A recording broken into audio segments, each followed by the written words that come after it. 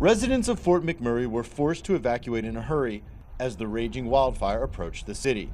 Many were forced to leave behind some of their most cherished possessions, but funeral directors Andrew Montgomery and Marlene Sampson knew they had to find a way to transport what could be considered their most precious cargo. That's Mr. Goloski. Richard Goloski, a lifelong resident of Fort McMurray, passed away shortly before the fire, and his family was evacuated before services could be held.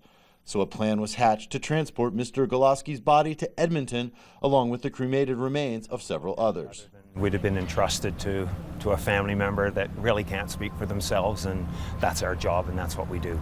Normally, a deceased body is transported in a hearse like this.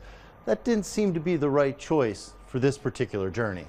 Seeking a more discreet vehicle for the long trip to Edmonton, Mr. Goloski was transported in this van. Specifically designed inside to carry a stretcher. So with Andrew Montgomery at the wheel and Richard Goloski on a stretcher in back, they made the long journey to Edmonton just hours before the fire tore through Fort McMurray. Leaving Goloski behind was never an option. Not one moment, not 1 second. That's just not that was my priority.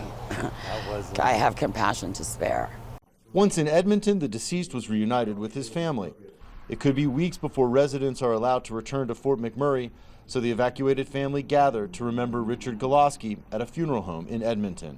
He was a trapper, a hunter and a trapper. He was very proud of that, and he taught myself and my brother how to live off the land. Goloski will be cremated and his remains returned to the place he called home. I'm sure he's up there smiling, laughing down at us, and a big grin on his face for sure. He's getting a lot of attention. Jim Spellman, CCTV, Edmonton, Canada.